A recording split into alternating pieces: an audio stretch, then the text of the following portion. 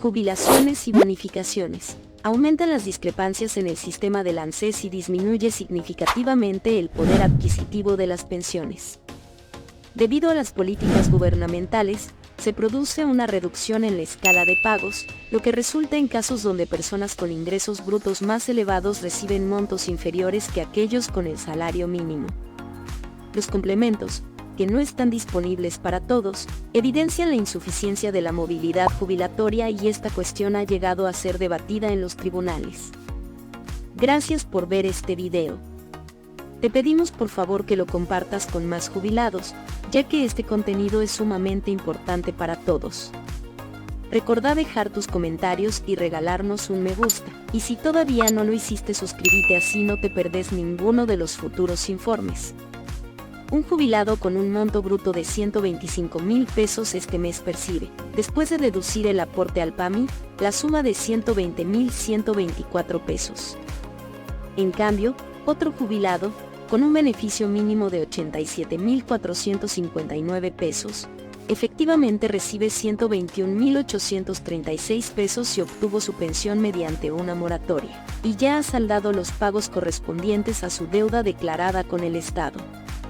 En el caso de aquellos que se jubilaron después de contribuir durante al menos 30 años en su vida laboral, lo que representa un grupo minoritario entre quienes reciben el ingreso básico, según datos divulgados por la Secretaría de Seguridad Social, el monto asciende a algo más de 130,000 pesos. En esta última situación, rige una disposición legal que asegura un complemento adicional para garantizar que el monto neto no sea inferior al 82% del salario mínimo.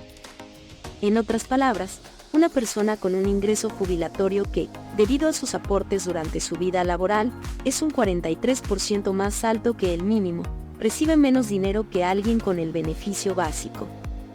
Esta discrepancia ilustra los efectos de las decisiones discrecionales del gobierno que repercuten en el sistema previsional global administrado por la ANSES.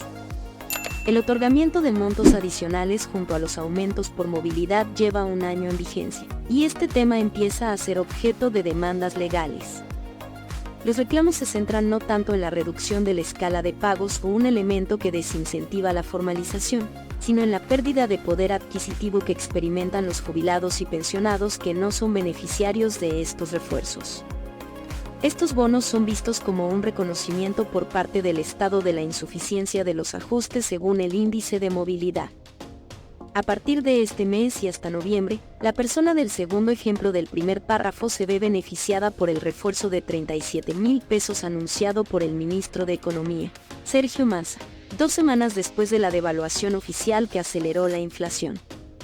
Sin embargo, la persona del primer ejemplo no recibe este bono.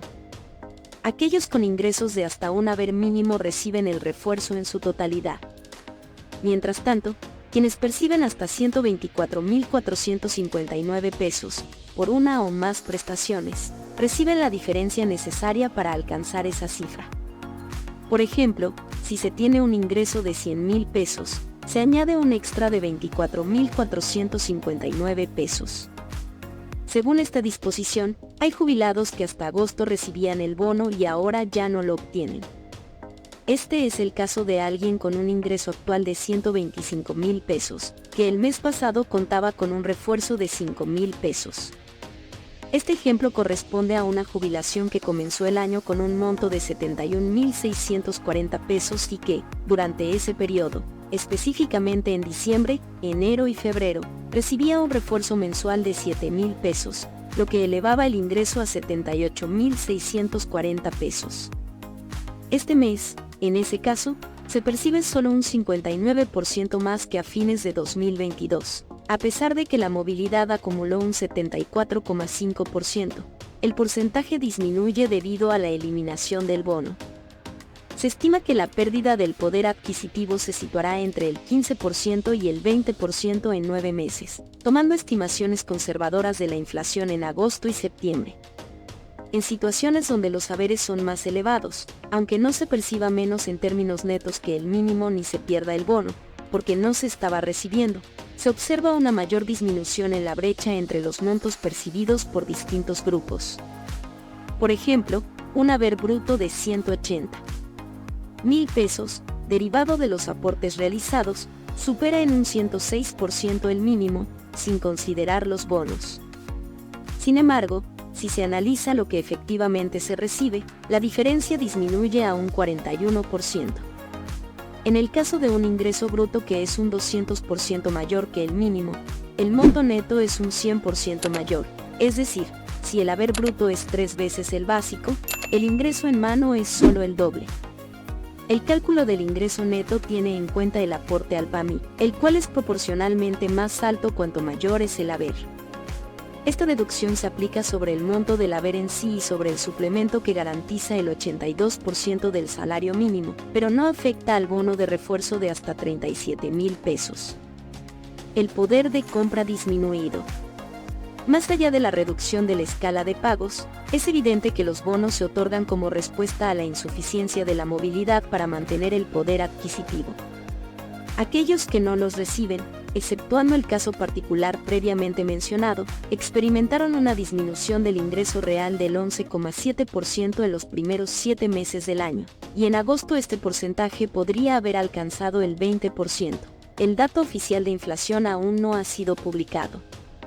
Según el análisis del abogado previsional Adrián Trócoli, la distorsión originada por los pagos discrecionales se suma a la generada por los incrementos diferenciados de marzo de 2020. Durante todo ese año, y por decisión del gobierno de Alberto Fernández y Cristina Kirchner, no se aplicó ninguna fórmula de ajuste, y las subidas se realizaron por decreto, sin ser uniformes para todos. A pesar de una inflación del 36,1%, los aumentos jubilatorios oscilaron entre el 24,3% y el 35,3% ese año, dependiendo del nivel de ingresos. Si se hubiese implementado la fórmula aprobada por ley en 2017, el aumento para todo el 2020 habría sido del 42,1%. Al igual que ahora, hubo un ajuste del gasto previsional. Considerando la situación, como por ejemplo el caso de alguien que recibe un haber de 125,000 pesos o más, Trócoli destaca que esta vez la desigualdad y la compresión salarial ocurren en la base de la pirámide. El abogado afirma haber iniciado cientos de demandas, basadas en la premisa de que, con los bonos, el Estado está admitiendo que la medición de la movilidad debería seguir la inflación. Los bonos se otorgan porque el índice de la fórmula no alcanza a reflejar la variación de los precios. Por ejemplo, en 2022, con una inflación del 94,8%, la movilidad fue solo del 72,5%. Además, argumenta que el gobierno cambió la fórmula anterior argumentando que se estaba perdiendo frente al aumento de precios. La abogada Elsa Rodríguez Romero opina que las demandas judiciales deberán centrarse en el perjuicio sufrido por la persona que presenta la demanda. La argumentación es que los bonos demuestran que la movilidad no cumple su objetivo y, de hecho, ha llegado a estar tan desalineada de lo correcto que el Estado se ve en la obligación de reconocer esto al otorgar refuerzos a una parte de la población. La Corte ha establecido que los haberes deben seguir una pauta remuneratoria, es decir, ajustarse según la variación de los salarios, y actualmente, esa pauta remuneratoria es el RIPTE, añade. El índice RIPTE, remuneración imponible promedio de los trabajadores estables, que forma parte de la fórmula de movilidad junto con otros componentes, ha aumentado entre agosto de 2022 y julio de 2023 un 118,4%, mientras que la movilidad ha sido considerablemente menor, del 89%. Varios abogados sugieren que es prudente esperar hasta que se acumulen los daños, es decir, dejar pasar un tiempo antes de recurrir a la justicia. Mientras aún se muestra precaución en cuanto a los litigios relacionados con la situación actual, según señala la abogada Silvana Quepis, hay un aumento en las demandas por la suspensión de la movilidad en 2020. Estamos presentando demandas por la movilidad suspendida en 2020. En cuanto a los bonos y el desarrollo de la movilidad a raíz de la nueva ley, estamos evaluando el impacto en aquellos haberes que superan el mínimo, menciona la abogada María del Carmen Besteiro. En cuanto al momento en que se considera que el daño está consolidado, afirma que normalmente se espera a que se modifique la política que lo originó, si el plazo es razonable. Besteiro recuerda que en el pasado, la Corte reconoció el esfuerzo presupuestario del Estado para recuperar los haberes mínimos en situaciones críticas, pero subrayó que ese esfuerzo no puede realizarse a expensas del derecho a prestaciones móviles para aquellos que cobran más que el mínimo. Eso se deriva del fallo Badaro del año 2007. Este caso judicial se originó a raíz de la política implementada por Néstor Kirchner hasta el año 2006, cuando, a pesar de la inflación que afectaba los ingresos de todos, solo se ajustaban las pensiones más bajas. El Tribunal Supremo cuestionó esta política y dictaminó que los saberes deberían ajustarse conforme a un índice salarial, en ausencia de un sistema de movilidad, que comenzó a implementarse posteriormente y cuya aprobación fue ordenada por la Corte.